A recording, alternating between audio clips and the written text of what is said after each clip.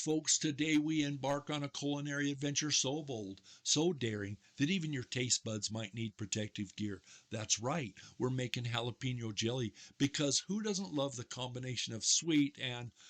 What have I done to my mouth? Where's the ice cream? Canning is just fancy food storage with an unnecessarily terrifying name. But fear not, properly prepped jars will keep our jelly fresh while also preventing it from transforming into a questionable science experiment in the back of your pantry. Pick your peppers wisely, folks. The difference between wild and why is my tongue crying is all in the seeds. Remove them if you're looking for gentle heat, or leave them if you enjoy regretting your life choices. We added Carolina Reaper, Trinidad Scorpion, and Ghost Peppers to the mix last year and made a jelly that was so hot. We're only using jalapenos in this batch. If we need it hotter, we can just serve it up with a little bit of the mouth burner we made last year. Let this scene from the old famous movie Ghost Pepper be a reminder to us to always use protection. I strongly recommend gloves, lest you enjoy accidentally turning every surface into a spicy trap for the next 48 hours. And whatever you do, do not touch your eye. Trust me. I use a food processor and a blender bashing dance move that I learned while watching the impatient teen employees at Jamba Juice, and I mix the peppers into a paste.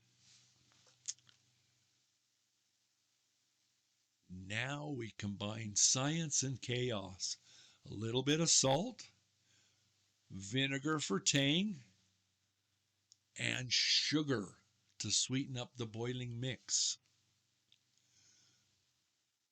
I move it off the hot burner once in a while to keep the lava from flowing onto the stovetop like I've done before.